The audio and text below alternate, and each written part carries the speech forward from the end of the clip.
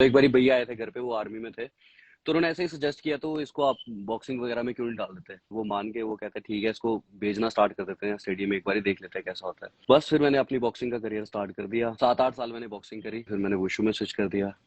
तो उसके पहले मैंने बॉक्सिंग में बहुत सारे मेडल जीते, एक बारी बेस्ट बॉक्सर भी रह चुका हूँ मैं जम्मू का। उसके बाद आहिस्ता आहिस्ता मतलब वहां से लेके 2017 तक मैं लगातार स्टेट चैंपियन रह चुका हूँ अपनी वेट कैटेगरी में। फिर और भी बहुत सारी अचीवमेंट्स है, मैंने यूनिवर्सिटी लेवल पे अच्छा मेडल्स लाए हैं, और अपना एक बारी नेशनल्स में भी मेरे मेडल आया है। टीम इंडिया के साथ मैंने 3 बारी ऐसे कैंप्स अटेंड करे हैं, जैसे एशियन गेम्स के भी करे हैं। मैं 6-7 महीने कैंप्स इंडिया टीम में रहा हूँ।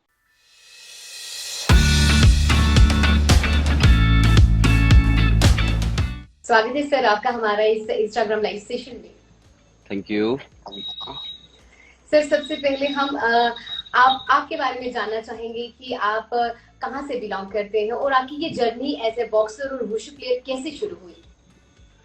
जी, तो मैं जम्मू से थोड़ी दूर, मतलब काना चक्का आपको पता होगा शायद, बॉर्डर एरिया, यहाँ से मैं बिलोंग करता हूँ। और जर्नी मेरी, मैंने 11th सॉरी मैं तब 7th में था जब मैंने बॉक्सिंग में अपनी जर्नी स्टार्ट करी थी। और तब मैं जाता था अपने बसेस से अकेले, यहाँ पे स्टेडियम आता था। तो उसके बाद 7-8 साल मैंने बॉक्सिंग करी। फिर उसके बाद कुछ रीज़न से मेरे को स्विच करना पड़ा वुशु में, तो फिर मैंने वुशु में स्विच कर दिया। तो उसके पहले मैंने बॉक्सिंग में बहुत सारे मेडल जीते, एक बारी बेस्ट बॉक्सर भी रह चुका हूँ मैं जम्मू का। और जी फिर उसके बाद मेरे को वुशु में मैंने अपनी जर्नी स्टार्ट करी। तो कुछ ऐसा ही अभी तक सर। चल रहा है। जी जी सर, आपको कैसे लगा कि आपको इस बॉक्सिंग की तरफ आपका रुझान है, मतलब ऐसा कब क्या फील आया आपको कि नहीं मुझे इस साइड जाना है। कुछ होता है माइंड में कि नहीं जी जी जी। एज बॉडी देख के या ऐसी कुछ आपने कुछ देख के कि आपको लगा हो कि नहीं मेरे को इस साइड जाना है। 7th स्टैंडर्ड में तो आई थिंक कुछ इतना नॉलेज होती नहीं है, तो लेकिन ऐसा क्या जी लगा आपको। कुछ नहीं, मैं बस ये था, घर वालों को लगता क्या, खुद ही ऐसा था कि पढ़ाई की तरफ ज्यादा ध्यान नहीं जाता था ना मेरा, कि मन नहीं करता ज्यादा पढ़ने का, इंटरेस्ट नहीं था इतना। तो घर वालों ने कहा इसकी कोई जी को करिकुलर एक्टिविटी कुछ ऐसे करते। तो एक बारी भैया आए थे घर पे, वो आर्मी में थे, तो उन्होंने ऐसे ही सजेस्ट किया, तो इसको आप बॉक्सिंग वगैरह में क्यों नहीं डाल देते। तो घर वाले भी उस टाइम बोलते, कहते नहीं ऐसे ही नाक नूक टूट जाएगा, कुछ हो जाएगा। तो तो हम नहीं चाहते, इसलिए नहीं, हम इसको किसी ऐसे स्पोर्ट में तो बिल्कुल नहीं डालेंगे। तो फिर लेकिन बाद में वो मान के वो कहते ठीक है, इसको भेजना स्टार्ट कर देते हैं स्टेडियम में, एक बार देख लेते हैं कैसा होता है। तो बस फिर मैंने अपनी बॉक्सिंग का करियर स्टार्ट कर दिया, और धीरे धीरे बस यही करता आ रहा हूँ। सर, तो ऐसे ऐसा कुछ। बॉक्सर जब आपने ये जर्नी शुरू की तो कितना डिफिकल्ट रहा, मतलब आपके लिए पहले पहले जब आपने ये ज्वाइन किया। डर तो जरूर लगा होगा, जाहिर सी बात है, क्योंकि बॉक्सिंग एक ऐसी गेम है कि डर लगता है कि कहीं पर कोई ऐसी जगह लग जाए नाक पे, तो इंसान डरता ही है। तो लेकिन जब आपने ये ज्वाइन किया तो आपको कैसा लगा, वो स्टेज कैसी थी आपके लिए। मेरे लिए स्टार्टिंग में मतलब बड़ी नई सी चीज थी, क्योंकि मैं जिस गांव से मैं उठ के आया यहाँ पे, मतलब तब तो कोई भी स्टेडियम नहीं जाता था। अब जाना जी जी स्टार्ट हुए हैं लोग, तो तब कोई भी नहीं जाता था स्टेडियम। तो मेरे लिए एक बड़ी नई सी चीज थी। और जब भी मैं मेडल वगैरह जीतता था, तो मेरे को स्कूल से मेरे को बड़ी सारी अप्रिसिएशन मिलती है, मेरे को रिश्तेदारों से बहुत सारी अप्रिसिएशन मिलती थी कि बड़ा अच्छा कर रहे हो, ऐसा वैसा। तो हाँ, स्टार्टिंग में मुश्किल था, बट ये है कि हाँ, डर जो था, आप डर की बात करें तो डर मेरे को स्टार्टिंग से कभी नहीं लगा, क्योंकि मैं पंगों वाली साइड बड़ा था, ऐसे मेरे को ना शरारतें वगैरह करना, तो वैसा बड़ा था। तो बस ऐसा ही कुछ करता था मैं, ऐसे ही कुछ मेरी जर्नी स्टार्ट हुई।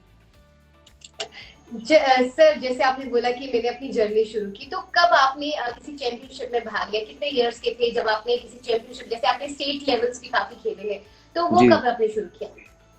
मैंने 2011 में मैंने स्टार्ट किया था, और 2012 में मैंने अपना पहला कंपटीशन खेला था। पहले डिस्ट्रिक्ट चैंपियनशिप हुई थी, फिर स्टेट हुई थी, तो ये सब जी खेलना स्टार्ट किए थे। फिर उसके बाद आहिस्ता आहिस्ता, मतलब वहां से लेके 2017 तक मैं लगातार स्टेट चैंपियन रह चुका हूँ अपनी वेट कैटेगरी में। फिर और भी बहुत सारी अचीवमेंट्स है, मैंने यूनिवर्सिटी लेवल पे अच्छा मेडल्स लाए हैं, और अपना एक बारी नेशनल्स में भी मेरे मेडल आया है। तो बस ऐसा ही कुछ, जूनियर नेशनल में, तो ऐसा ही कुछ जर्नी मेरी तब से चल रही है। सर, हमने वुशु मतलब बॉक्सिंग से एकदम स्विच कर दिया वुशु में, ऐसा क्या हुआ कि आपको वो छोड़ के इसके ऊपर इस साइड पे आना पड़ा। उसका रीजन ये था कि जैसे मैं यहाँ से बाहर चला गया 2014 में 14 या 15 में मैं यहाँ से बाहर चला गया था अपनी प्रैक्टिस कोचिंग के लिए, क्योंकि जम्मू में उस जी। टाइम पे स्पोर्ट्स का मतलब बड़ा वैसा था, क्योंकि यहाँ पे अच्छी कोचिंग नहीं थी और इक्विपमेंट्स वगैरह नहीं थे। तो मेरे को लगा कि नहीं, मेरे को और अच्छा करना है तो मेरे को यहाँ से बाहर जाना पड़ेगा। तो फिर मैं वहाँ से बाहर चला गया। मैं भोपाल में था, Bhopal science sports authority of India. तो फिर वहाँ पे मैंने प्रैक्टिस करना स्टार्ट करी, और जब मैं वापस आया यहाँ पे तो फिर मेरे को थोड़ा बहुत ऐसे टॉन्ट वगैरह मारते थे कोच की, तू बाहर का प्लेयर हो गया, तू ऐसा हो गया वैसा हो गया, और थोड़ी बहुत पार्शलिटी करना भी स्टार्ट कर दी थी उन्होंने। तो फिर वही सारी चीज़ें देख के फिर मैंने छोड़ दिया आहिस्ता आहिस्ता। तो ये सब हुआ था उस टाइम पे, तभी मैंने स्विच कर लिया वुशु में। सर आप विश्व में वर्ल्ड चैंपियनशिप इंडिया को रिप्रेजेंट करते हुए वर्ल्ड चैंपियनशिप एशियन गेम 2018 में भी आप सिलेक्ट हुए थे, उसके बारे में बताएं थोड़ा जी सा। जी। एक्चुअली क्या होता है कि जैसे मैंने वुशु स्टार्ट की 2017 में, तो वहाँ तब ट्रायल्स थे, मतलब कोई 6-7 महीने बाद ट्रायल्स थे वर्ल्ड चैंपियनशिप्स के लिए। तो मेरा बॉक्सिंग में मैंने बड़ी मेहनत की हुई थी, क्योंकि बहुत अच्छा मैं यहाँ पे अच्छे लेवल का मतलब प्लेयर बन के आया था मैं वापस। और मेरी वही बॉक्सिंग काम आई वुशु में, क्योंकि वुशु भी एक कॉम्पैक्ट स्पोर्ट्स है, उसमें सारा मिक्सचर है, बॉक्सिंग का, जूडो का, रेसलिंग का, ये सारे मिक्सचर है। तो बाकी चीज़ों में मैंने फोकस किया किकिंग वगैरह पे कि कैसे करना है कैसे नहीं। और 6 महीने बाद मैंने ट्रायल दिए वर्ल्ड चैंपियनशिप के लिए, उसमें मैं सेलेक्ट हो गया, वहाँ पे अच्छा परफॉर्म किया। और फिर कैंप्स लगते हैं, बेसिकली क्या होता है आपके कैंप्स लगते हैं, तो फिर मेरे कैंप्स लगे। तो फिर वो होता है कि फाइनल ट्रायल्स में आपको मतलब जैसे मेन टीम होती है उस टीम से लेके जाते हैं, या उस टीम से सिलेक्शंस होती है, तो वहाँ पे मैं रह गया। बाकी मैंने कैंप्स अटेंड, टीम इंडिया के साथ मैंने 3 बार ऐसे कैंप्स अटेंड करे हैं, जैसे एशियन गेम्स के भी करे हैं। मैं 6-7 महीने कैंप्स इंडिया टीम में रहा हूँ। तो ऐसा कुछ मेरी जर्नी अभी तक वुशु में चल रही है। सर आपने बोला कि बॉक्सिंग और वुशु जो है दोनों रिलेट करते हैं, मतलब कि दोनों एक जैसे ही है, तो आप ये बताएंगे कि किस तरह रिलेट करते हैं, कि अगर जितने भी हमारे व्यूवर्स देख रहे हैं अगर उसमें किसी को बॉक्सिंग का शौक है, इसमें काफी ऐसे प्लेयर्स भी होंगे जो वुशु की तरफ इंटरेस्ट रखते होंगे, आपने बोला कि दोनों सेम है, थोड़ा उनके बारे में थोड़ा बताएं। जैसे क्या होता है स्कोरिंग में, जैसे आपकी किक्स जो होती है उसके भी स्कोर सेम होते हैं, और आप जो पंच करते हो उसके भी सेम होते हैं। मतलब अगर आप जैसे बिलो द बेल्ट अगर किक मार रहे हो, तो उसके स्कोर और आपके पंचेस के स्कोर एग्जैक्टली सेम होते हैं। तो वुशु सॉरी बॉक्सिंग वालों को उसमें वुशु में ये फायदा हो जाता है कि जैसे वुशु में बॉक्सिंग के बहुत कम प्लेयर होते हैं, है ना। जी। तो उनको थोड़ा बहुत उनका ये भी डर रहता है कि बॉक्सिंग से ये मुंह पे मारेगा या ऐसा वैसा करेगा, क्योंकि उनको वैसी आदत नहीं होती। तो ये सब चीज़ें बेनिफिट मतलब देती है बॉक्सिंग उसमें। और आपके स्किल्स, आपके फुटवर्क और बहुत सारी चीज़ें होती हैं, बहुत सारे स्किल्स होते हैं जो आपके बहुत काम आते हैं वुशु में। तो ये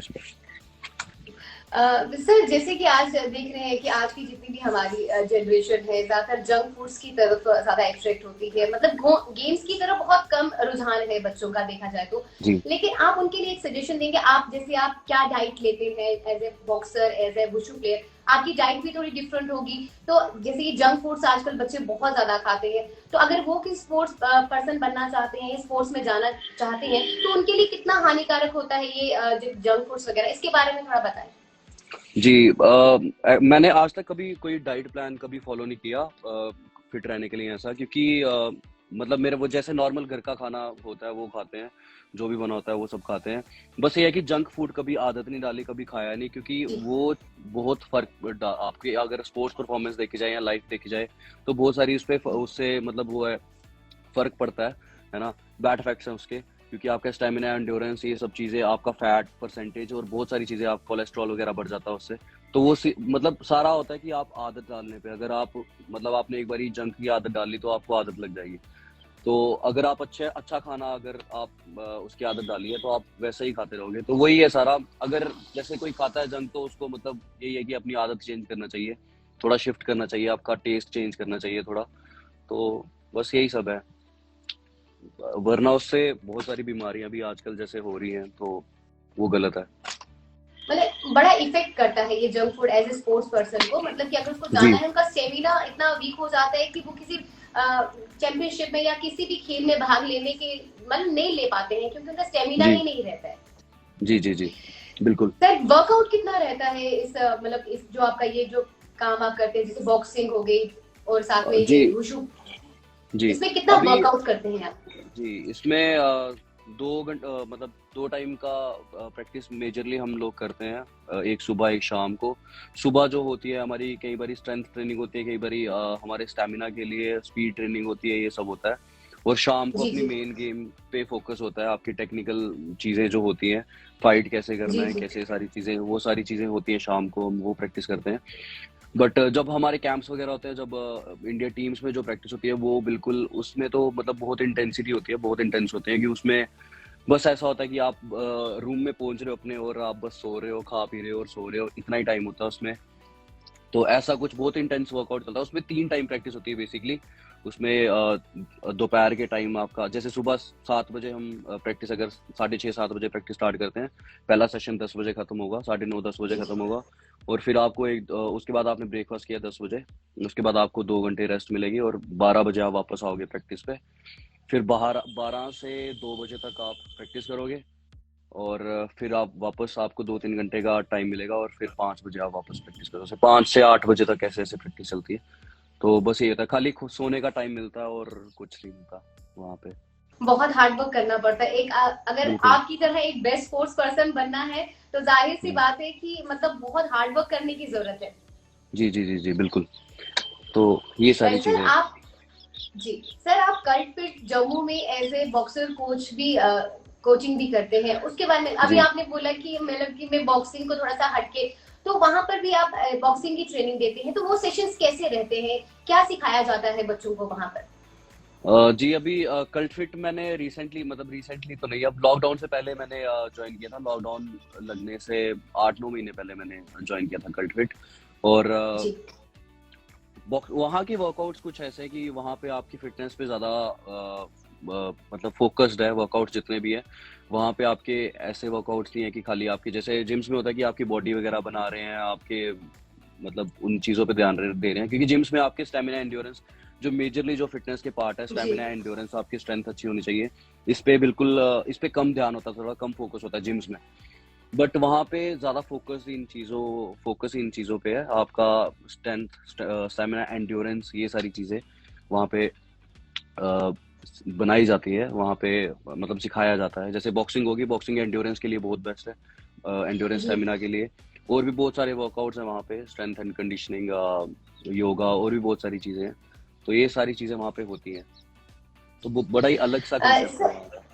जी सर एक सवाल ये है कि जिस तरह की आजकल के मतलब स्पोर्ट्स में जाना हो, बच्चे जाते हैं स्पोर्ट्स में, तो उसका कितना बेनिफिट होता है, वहां बाहर मेडल्स जीत कर आते हैं, उसका कुछ बेनिफिट यहाँ पर मिलता है? जैसे बच्चे आते हैं मेडल्स दिखाते हैं, उनको वहां पर जी यहाँ पर कुछ उसका बेनिफिट दिया जाता है?